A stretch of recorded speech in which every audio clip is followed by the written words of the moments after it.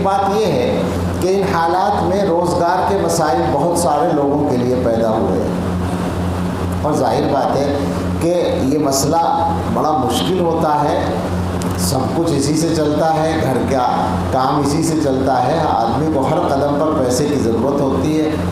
تو اس بارے میں ایک دو باتیں ویسے ہی ہیں بس بطور مشورہ کے، کہ ایک تو محنت جس کی جو ہے جس روزگار کے لیے اس کو زیادہ کر دیں، کوشش کریں معاش کے لیے محنت کرنا، یہ اللہ کے رسول صلی اللہ تعالی علیہ وسلم کی سنت ہے اور آپ کا حکم ہے، اللہ کا حکم ہے، تو ہمیں محنت کرنی چاہیے۔ جائز کمائی کے لیے زیادہ سے زیادہ محنت کی جائے، جتنی گنجائش ہو اپنی صحت اور حالات کے اعتبار سے۔ اور پھر برکت کے لیے یعنی یہ سمجھ لیں کہ اپنے حصے کا کام جو محنت کا ہے وہ تو کرنا ہی کرنا ہے، اس کے بعد برکت کے لیے دو کام کریں۔ ایک تو صدقہ کرنے کی عادت ڈالیں، صدقے کی عادت ڈالیں، صدقے سے بہت برکتیں آتی ہیں۔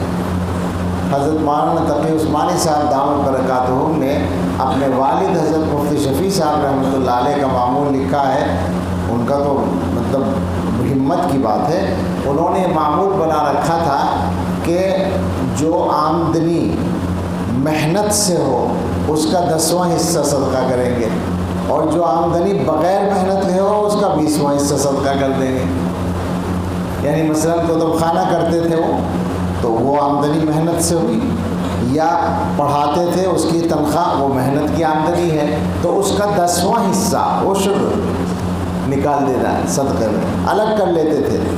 اور جو آمدنی بغیر محنت کا ہو، جیسے کہیں سے ہدیہ مل گیا، اس کا 20واں حصہ نہیں، اس کا 5واں حصہ، میں نے الٹا کہہ دیا، 20% کہنا چاہتا تھا میں، 5واں حصہ یعنی 100 میں سے 5 بغیر محنت کی آمدنی میں 100 میں سے پھر الٹا ہو گیا 100 میں سے 20، اور محنت کی آمدنی میں 100 میں سے 10 یعنی 10% اور 20%۔ اگر 1000 روپے آمدنی ہوئی اور محنت والی ہوئی تو 100 روپے صدقہ، اور اگر ہدیہ ملا ہے تو 200 روپے صدقہ، یہ ان کا معمول تھا۔ اگر ہم لوگ اتنی ہمت نہ کر سکیں تو ایک کم ہمت اپنا معمول بتا سکتا ہے، 2.5% یعنی جتنی زکوٰۃ ہوتی ہے۔ میری سمجھ میں آئی یہ بات ایک زمانے میں کہ میرے اوپر زکوٰۃ فرض نہیں ہے تو بھی مجھے صدقہ تو کرنا چاہیے، میرے پاس پیسے آتے ہیں، ٹھیک ہے جمع نہ ہو اور سال نہ گزرے تو زکوٰۃ ضابطے میں لازم نہیں، لیکن جب پیسے آتے ہیں تو غریبوں کا حق تو بنتا ہے۔ تو کتنا بنتا ہے؟ تو کم ہمتی نے یہی سجایا کہ 2.5% بنتا ہے، تو یہ معمول بنا لیا، جو بھی آمدنی ہو اس کا 2.5% صدقہ کر دیا جائے۔ کم سے کم اتنا تو ہر آدمی کر سکتا ہے۔ یہ نہ سوچیں کہ ہماری آمدنی کم ہے، 100 روپے تو ہے، 100 میں سے 2.5 روپے نکال دیں، بس 2 دن میں 5 روپے نکال دیں۔ اگر خدا نہ خواستہ کسی کی 100 روپے آمدنی ہے، انشاءاللہ 100 روپے تو نہیں ہوگی، زیادہ ہی ہوگی، اللہ سب کو زیادہ سے زیادہ برکت دے۔ تو ایک تو صدقے کا مزاج بنائیں، اور دوسرے 1-2 چیزیں پڑھنے کا اہتمام کریں۔ قرآن پڑھنے سے بھی روزی میں برکت ہوتی ہے، اور قرآن کے بعض حصے جیسے مثلا سورہ مزمل ہے اس کے پڑھنے سے برکت ہوتی ہے۔ ہمارے حضرت لیلاف قریش بتاتے ہیں ہر نماز کے بعد 7 مرتبہ لیلاف قریش پڑھی جائے، اول و آخر 1 مرتبہ درود شریف پڑھا جائے نماز والا، درود ابراہیمی۔ اس سے قرض بھی ادا ہوتا ہے، بالکل تجربہ ہے، اور روزگار میں برکت ہوتی ہے۔ میں نے بھی بہت لوگوں کو بتایا، جب حضرت نے مجھے بتایا تھا تو اس حضرت کے تو الفاظ یہ تھے کہ میں نے لاکھوں لوگوں کو بتایا ہے، اور میں بھی اب کہہ سکتا ہوں کہ میں نے ہزاروں لوگوں کو بتایا ہے، اور بہت سارے لوگ وہ ہیں جن سے بعد میں ملاقاتیں ہوئیں اور پتہ یہ چلا کہ فائدہ ہوا ان کو۔ ایک صاحب نے آ کر مجھ سے 6 مہینے کے بعد ہی کہا کہ میری آمدنی، میری دکان کا کام دگنا ہو گیا 6 مہینے میں۔ تو اس کو پڑھنے کا بھی اہتمام کریں، اور تلاوت قرآن زیادہ سے زیادہ کریں۔ اور ایک تدبیر اور بھی کرنی چاہیے ہم لوگوں کو کہ آمدنی میں سے کچھ بچت کریں، چاہے جتنی کم ہو۔ یعنی ہوتا یہ ہے کہ ہمیں ہمارے ذہن میں یہ ہوتا ہے کہ ہماری آمدنی تھوڑی ہے، خرچ ہی مشکل سے پورا ہوتا ہے۔ اب ظاہر ہے مثلاً آج کل کسی کی آمدنی اگر 500-400 روپے روز بھی ہو تو کیا ہے وہ آمدنی، تنگی توشی سے اس کا خرچ پورا ہوتا ہے۔ بعض آدمی ایسے ہیں کہ ان کی اتنی بھی نہیں ہے۔ اب 500 روپے ایک آدمی کماتا ہے تو وہ سارے گھر کا خرچہ اٹھانے کے بعد کیا بچا لے گا، یا اس سے بھی کم والا اگر کوئی 300 روپے کماتا ہے بیچارہ۔ اس کے باوجود میں یہ عرض کرنا چاہتا ہوں کہ 5 روپے بچا لو، بس 5 روپے بچا لو، یہ تو ہو سکتا ہے، کام چل جائے گا، ہو ہی جائے گا کام۔ بس روزانہ کچھ بچت کر لو، اور اگر کسی دن اللہ تعالیٰ زیادہ دے دے تو زیادہ بچا لو، یعنی اس میں سے نکال کے رکھ دو، اس کو خرچ میں شامل نہ کرو۔ یعنی مثلا معمول یہ ہے کہ ہمارا خرچ 15,000 روپے مہینہ میں چل رہا ہے، مثال کے طور پر کہتا ہوں، یعنی روزانہ 500 روپے، تو اس میں سے 5 روپے ہم نکال رہے ہیں یا 10 روپے نکال رہے ہیں۔ ایک دن ہمیں الگ سے 1,000 روپے مل گئے، تو اب 1,000 روپے ہم لوگ کیا کرتے ہیں، وہ بھی اسی جیب میں شامل رہتے ہیں اور خرچ ہو جاتے ہیں، پتہ بھی نہیں چلتا، حالانکہ وہ نہ آتے تو بھی کام چل رہا تھا۔ ہوتا ہے نا، یہ اس کو الگ کر دو۔ وہ جو آمدنی توقع سے ہٹ کر ہوئی ہے اس آمدنی کو بھی جمع میں شامل کر دو، تو آپ دیکھیں گے کہ بہت جلدی برکت ہوگی۔ وہ جب کچھ رقم بن جائے تو کہیں تجارت میں لگا دو۔ حدیث میں یہ بات آئی ہے، الفاظ مجھے یاد نہیں ہے، اور مضمون میں بھی میں گویا 80 اور 90 میں شک کر رہا ہوں کہ روزگار کے 9 حصے 10 میں سے 9 حصے تجارت میں رکھے گئے ہیں غالباً، یہ حدیث میں آیا ہے۔ تجارت میں اتنی برکت ہے کہ روزگار کا زیادہ جو ہے تجارت ہی میں رکھا ہے اللہ نے، اور آج کل کے حالات میں تو تجارت کے علاوہ کوئی راستہ جلدی سے بنتا بھی نہیں ہے۔ کسی بھی چیز کی تجارت ہو، کوئی ایماندار آدمی تجارت کر رہا ہو اس کو دے دو اپنا پیسہ، یہ شرط ہے کہ ایماندار ہو، جس کے بارے میں قسم کھائی جا سکے کہ وہ ایماندار بھی ہے اور سمجھدار بھی ہے، ورنہ تو وہ بھی جائے گی۔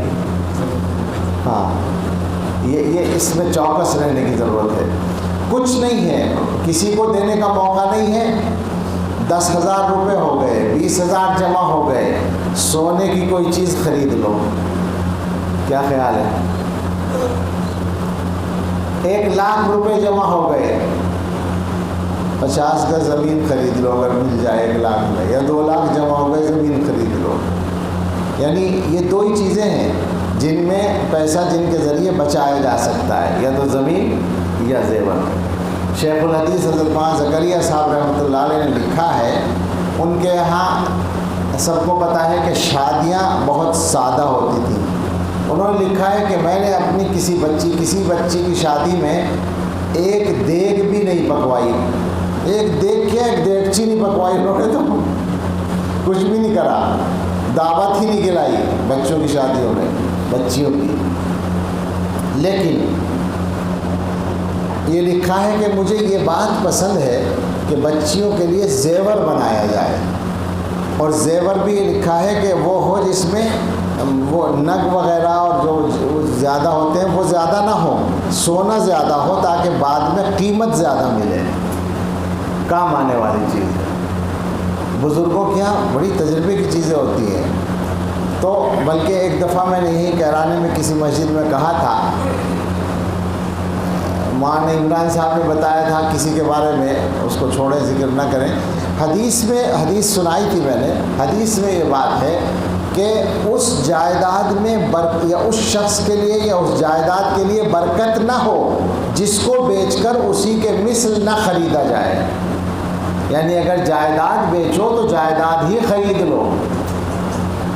ایسی ہدایتیں حدیثوں میں موجود ہیں، ہم لوگوں کو پتہ ہی نہیں ہے۔ اللہ کے رسول صلی اللہ تعالیٰ علیہ وسلم نے یہ بتا رکھا ہے کہ اگر جائیداد بیچو تو اس کے بدلے میں جائیداد ہی خرید لو ورنہ برکت نہیں ہوگی۔ کتنے ہی گھر ایسے ہیں زمینیں بیچ بیچ کے کھا گئے، ختم ہو گئے، اور اب کچھ بھی باقی نہیں ہے ان کے پاس کرنے کے لیے۔ جب زمین بکتی ہے تو پیسہ ایسا لگتا ہے جیسے مفت میں آ گیا ہو، اس کو اڑا دیتے ہیں۔ ایک بھی پیسہ اس میں سے اپنے خرچ میں نہیں لانا چاہیے۔ اگر زمین بیچو، زمین بیچ کر زمین خریدو لازمی طور پر۔ تو بہرحال یہ تھوڑی سی دنیا کی باتیں بھی ہم نے کر لی، یہ سب دین کی باتیں ہیں اگر صحیح نیت سے اور دین کے مقصد سے ہیں۔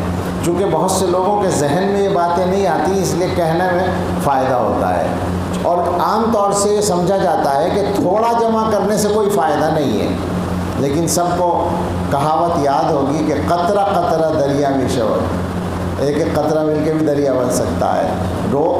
بس ایک قطرہ ایک جگہ گرا، پھر دوسرا گرا، پھر تیسرا گرا، پھر چوتھا، کسی برتن میں اگر گرے گا تو شام تک بالٹی بھر جائے گی،